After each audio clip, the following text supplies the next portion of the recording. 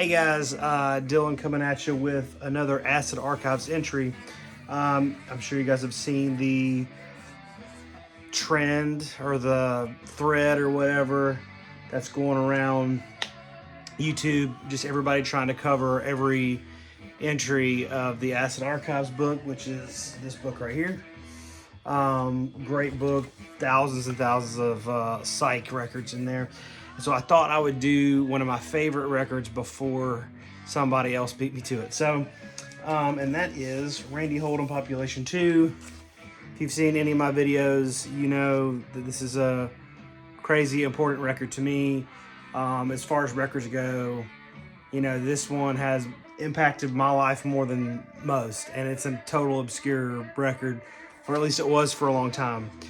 So I'm going to try to tell the story of Randy Holden a little bit as I interweave it with my story with Randy Holden.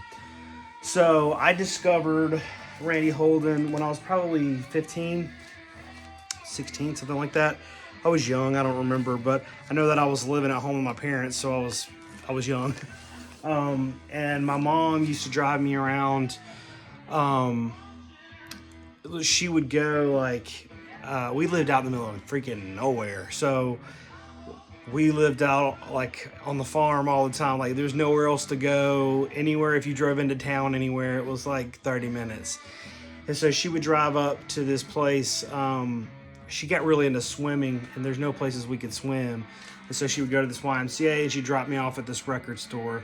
And it was like everything was $1. And that record store was there until recently. It just shut down like a couple months ago.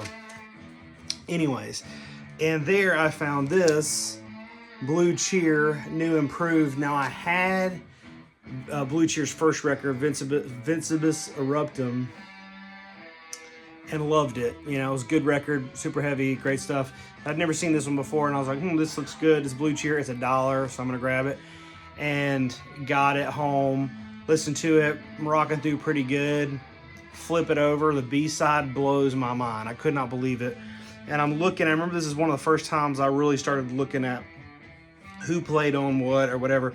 And then all three of the tracks on the second side say Randy Holden. I'm like, who's this dude, Randy Holden? He wasn't on the first album. So like, I go down the rabbit hole trying to research him. The internet was still kind of in its infancy at that point. But what I found out about Randy Holden is that he played on a few records and he had his own record called Population 2 that was unfindable. So that's what I heard about it. And there were some bootlegs and stuff like that, but even those were hard to find. This was early 2000s, you know.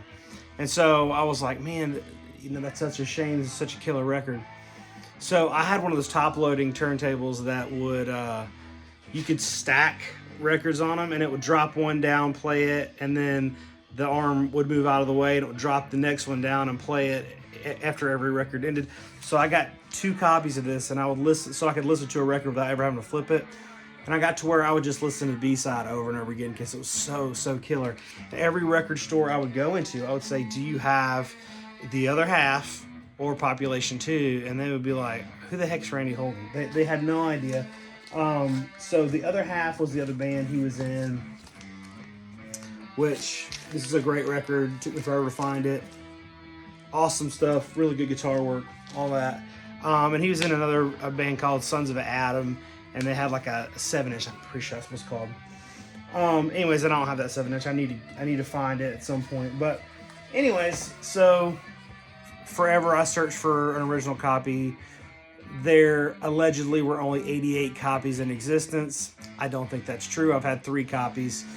This is definitely the nicest one I've ever seen. So, but I go through every record store I ever go to. Okay, I asked, do you have Randy Holden Population 2? Knowing they're going to say, I don't know what you're talking about, but I still had to ask. Forever, I always asked, and no one ever had it. So, fast forward, still don't have a copy, and I started my podcast. So this was probably 2017 or 18. I started my podcast, and I was looking for interesting people to interview. Randy Holden was at the top of the list. I wanted to find him. Nobody had interviewed him or anything like that, talked to him in forever as far as I knew. I didn't even know if he was still alive.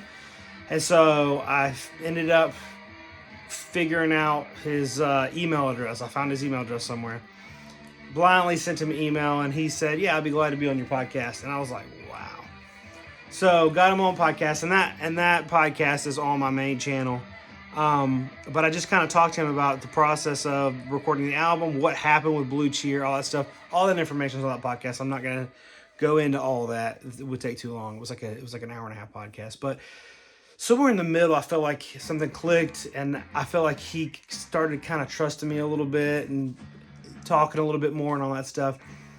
And I just said, hey, why have you not reissued this album? Because a lot of people have never heard it. And he said, man, I just don't know of anybody I can trust. So what had happened was he had this incredible idea for this record to just do this super heavy, just him and a drummer.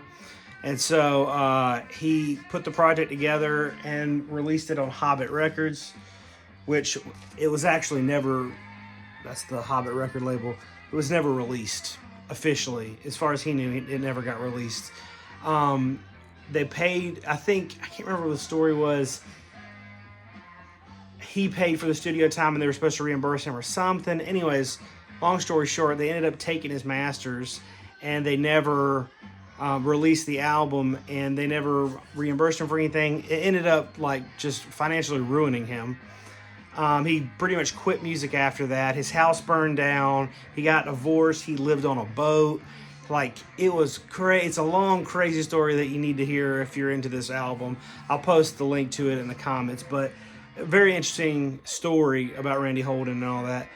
But anyways, so he kind of gave up on music after that, and then in the 90s at some point, there was a super fan that had like contacted him and was like, is there anything that could get you back into music? And he was like, I really would like to have a glass guitar. And so they made a guitar made out of, I don't think it's actually glass, but it's some sort of glass composite to where the guitar is made out of glass. It's completely transparent. The neck, everything is glass. Anyways, and so he started recording stuff again. Now there's Randy Holden Population 3. There's a bunch of other records that he's recorded. But anyways, and so that was kind of when I asked him, and I actually cut that part out of the podcast because I was like, I don't want to, let the cat out of the bag if I want to reissue this thing. So that kind of opened my mind up to having a record label. And I thought about trying to do it myself, but I so much did not know what I was doing. And I held this record in such high regard that I could not let myself do it poorly. I wanted somebody to really do it well. And so I reached out, well, I'm not going to say that. I reached out to a record label that is notorious for doing really good psych reissues. And they were total jerks to me. Like, total jerks to me. And I actually didn't even tell them what the record was. I was like, hey, I've got this record. You're going to want to do it. It's incredible. It's amazing.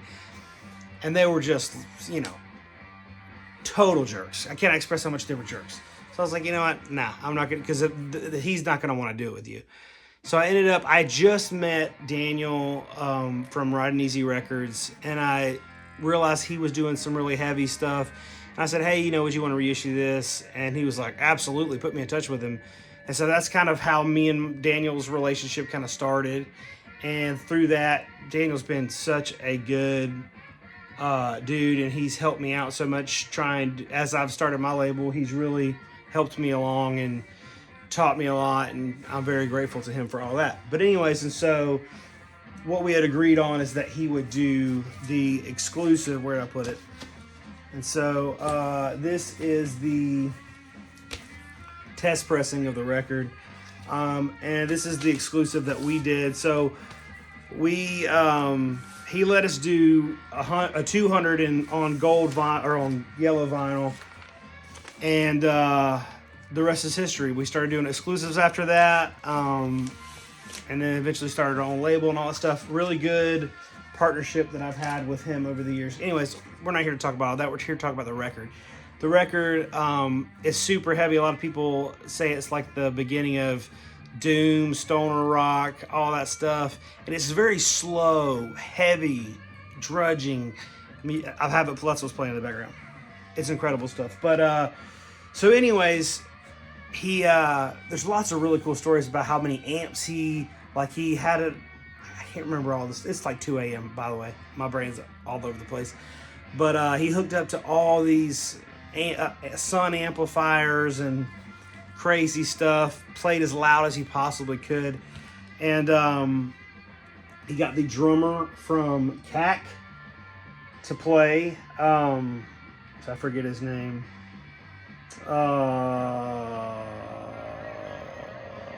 Christopher Lockheed was the drummer of CAC. So he got the drummer of CAC to be the drummer for him. And yeah, the rest is history. It's an incredible album. Like I said, super rare. And I've had a few copies. The first copy that I had, I was looking for one forever. And some kid that watches my channel found one at a thrift store, and he's like, "Hey, it's VG all around. Give me $1,000 for it." And I'm like, "No." Like, he found it for $1 somewhere, and it was in like pretty bad shape, and he wanted $1,000 for it. And I was like, "No, I'm not giving you $1,000 for it if it's in bad shape," you know. Anyways, he was a nice kid. I think at some point I did end up buying it from him, but it wasn't $1,000. But anyways, and I ended up trading that one away. A really good friend of mine, was selling off some things, and I got this copy from him, which is like super, super clean. Kind of one of the telltale signs. You can tell if you hold one in your hands, but if it's an original, it's got a drill hole in it towards the middle, and it goes through the back and goes through the label. You know, there's the drill hole right there. But as far as Randy was concerned, it never got released. He never saw a release, so these are all, I don't know, they were not meant to be put out. They were promos. I don't know. But anyways, all that to say, very rare. I think there's probably more than 88 copies out there. I know several people that have them. I've had 3 copies in the past myself. So anyways, super rare, but probably not that rare. Incredible, incredible, incredible record. I'll read the Acid Archives entry for it. Holden could and should have been a major guitar hero, but it was not meant to be. His decision to highlight his playing by creating the world's first power duo. The drummer played the bass part on the pedals with his feet. Doomed this LP to deadly slow tempos, though the fans don't seem to mind. Power and volume are here in abundance. No one played louder than Holden, and no one made better use of a whammy bar. Still, these are not really songs, but vehicles for his long soloing, which could have benefited from a few faster, more energetic moments. This is an enjoyable album, but it's not the step forward he'd hoped for by fans of the great songs of the third Blue Cheer album. A great case of what could have been, except for a brief mention of Billboard in late 1969. Promotion appears to have been non-existent, and most, parentheses, all, originals are cutouts. The cover for the bootleg has a cutout hole visible in the photo reproduction. So what it's saying to that is that the bootleg they'd scanned a cover, and there's a picture of a hole, but there's no actual hole. You get what I'm saying? So they took an original, scanned it, and then you could still see the hole, but the hole didn't really exist. I've had the bootleg. I think it came out in like 88. You can, if you hold it in your hands, you know it's not a 1970 pressing. It's a bootleg. So anyways, I've gone on long enough about this record, but I'll go back to back then when I was 16, and I cannot express, I've never heard this album, but I wanted it. And at some point it got put up on YouTube, and I remember hearing it and being like, God, you know, this is so good. And I listened to it on YouTube thousands of times probably. And I never had a reissue until I got our exclusive, which was the first reissue. I think the test pressing, I guess, technically was the first one I ever had. But yeah, and then I got our exclusive, and then shortly after that, I ended up at some point getting an original. So anyways, all that to say, I love this record. I haven't talked to Randy lately, but I did talk to him after we released it. And I felt like, you know, this album had impacted me so much for such a long time that I felt like it was really cool. It was a cool opportunity that, not to toot my own horn or anything like that, that's not what I'm saying, but I had the chance to impact his life a little bit, you know, by hooking him up and you know, I didn't reissue the thing, you know, all that stuff, but after talking to him, I felt like he had so much more excitement about life after the reissue, and he had finally gotten paid some for it, and had seen more recognition for the record than he ever had before. And so that really was one of the most rewarding things for me at that stage of my life, as I felt like, you know, all these years that this music had impacted me, and I was able to, you know, do a little bit to impact the guy who made it. So anyway, it's very cool. I love the record. I'll always love the record. It'll always be on my holy moly wall at my house, you know. So anyways, I wanted to do an Acid Archives entry that I didn't have to think about too much and do too much research, because I already had lived with it for a long time. So anyways, hope you guys enjoyed. I'll do more in the future. Thanks for watching.